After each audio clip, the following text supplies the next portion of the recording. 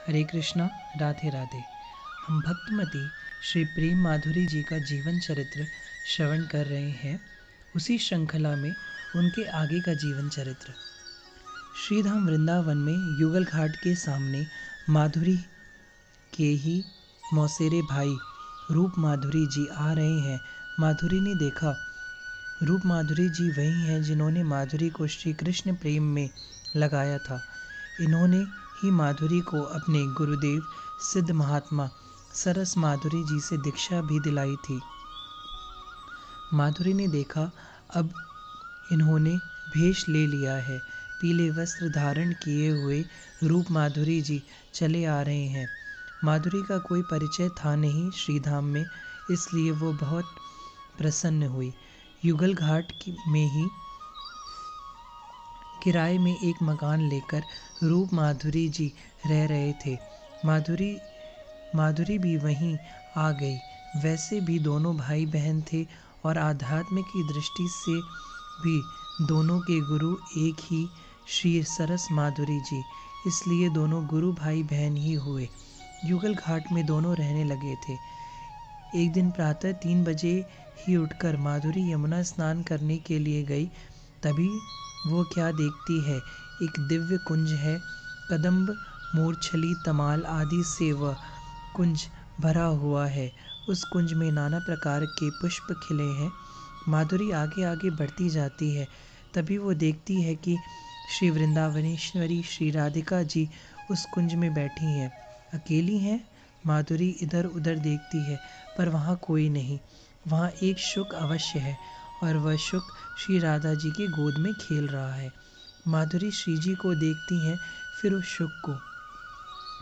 मुग्ध हो गई है माधुरी, उससे कुछ भान नहीं है। तभी वहाँ से श्री जी अंतर ध्यान हो गई, पर वह शुक वहीं बैठा रहा। माधुरी कुछ समझ नहीं पा रही।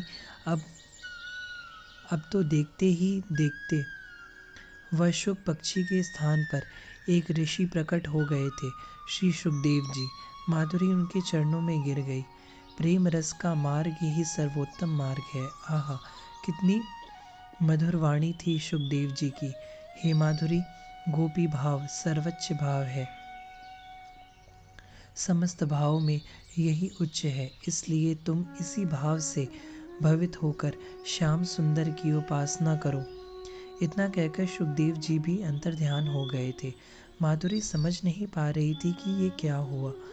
वह श्री जी थी, वह सुखदेव जी थे, और श्री सुखदेव जी तो मेरे संप्रदाय के आदि आचार्य हैं। मैं सुख संप्रदाय की हूँ, इसका मतलब मेरे ऊपर कृपा हो गई श्री सुखदेव जी की। मुझे आज्ञा मिली है मैं गोपी भाव से श्री कृष्ण की आराधना करूँ। यमुना स्नान किया माधुरी ने। श्री जी की छवि हृदय में बस गई है माधुरी के। वह मत्त है, उसके पांव डगमगा रहे हैं, वह मुस्कुराती जा रही है। माधुरी, ऐसी दशा देखी रूप माधुरी जी ने तो वो चौंक गए थे। उसके चेहरे से एक आभा प्रकट हो रही थी। वह मुस्कुराती हुई जिधर देखती उधर ही बस प्रेम बरस पड़ता था। यह क्या था? सामने रूप माधुरी जी को देखा तो माधुरी ने जैसे तैसे अपने साथ घटी हर घटना को जस का तस बता दिया। रूप माधुरी जी बोले, मैं समझ गया था कि तुम पर स्वामिनी जी की कृपा हो रही है, पर श्री सुखदेव जी की भी तुम्हें दर्शन हुए हैं और आनंद की बात है। श्याम सुंदर और स्वामिनी श्री राधा रानी ये हमारे इष्ट हैं, तो श्री सुखदेव जी हमारे परमाचार्य हैं, पर कृपा की पूरी वर्षा हुई है। तुम धन्य हो। रूप माधुरी जी गदगद थे इन घटनाओं को सुनकर। मुझे पीले वस्त्र लेना है, क्योंकि श्री जी का वस्त्र भी पीला ही था और मेरे गुरुदेव भी पीला ही वस्त्र धारण करते हैं। आपने भी तो ले लिया है वेश। हे भगवान, मुझे भी वेश देने की कृपा करें।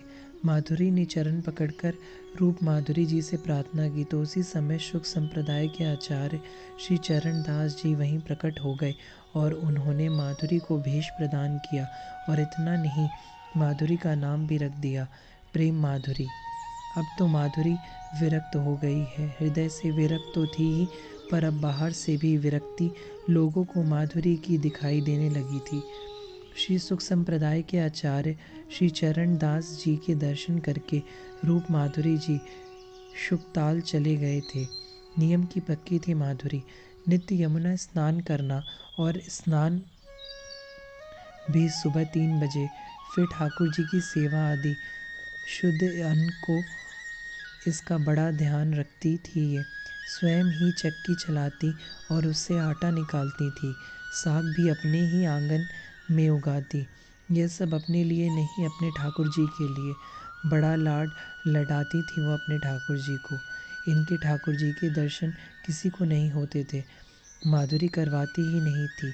वहाँ कोई अच्छे साधक जब जिद करते तो यह एक झांकी अवश्य करा देती ठाकुर जी की।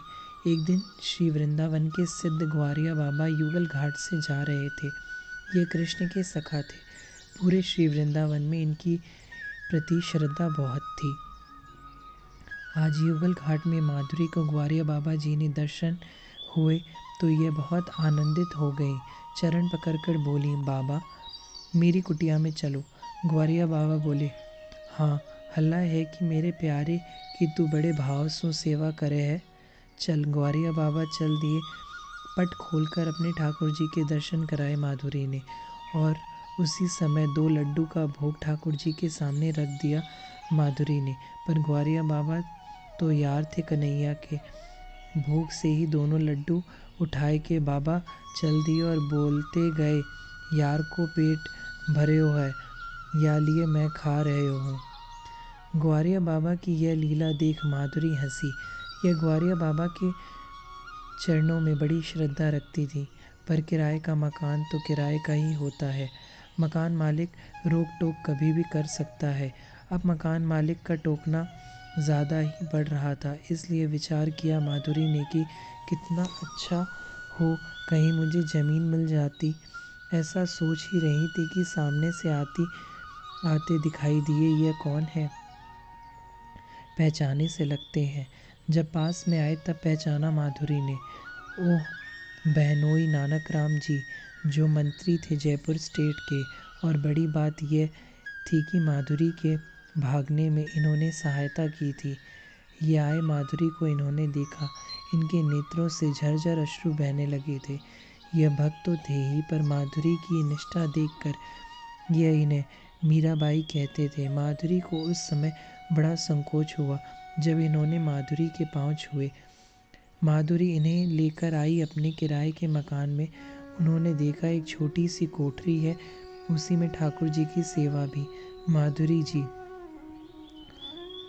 कुछ भूखंड खरीदी जाए और वहाँ कुटिया बने। मेरे पास कुछ धन है, आप उसे सेवा में ले लें। बहनोई नानक राम ने कहा, हाँ, इच्छा तो मेरी भी है, पर जमीन देखिए ना। जमीन देखी गई। दुसायत मोहल्ले में श्री बांके बिहारी मंदिर के निकट ही एक नानक राम जी से धन नहीं लिया माधुरी ने, पर बहुत जिद की। पर माधुरी ने साफ मना ही कर दिया था। फिर जमीन कैसे लोगी? माधुरी ने कहा, जब मैं विधवा हुई थी तब मेरे ननद ने मुझे यह सोने की 2 चूड़ियाँ पहनाई थी। मैं इसी को बेचकर जमीन खरीदूंगी। और माधुरी ने वही किया। अब शुक संप्रदाय का एक स्थान श्री वृंदावन में भी बन रहा था, दुसायत मोहल्ले में श्री शुक भवन। हरे कृष्णा, राधे राधे।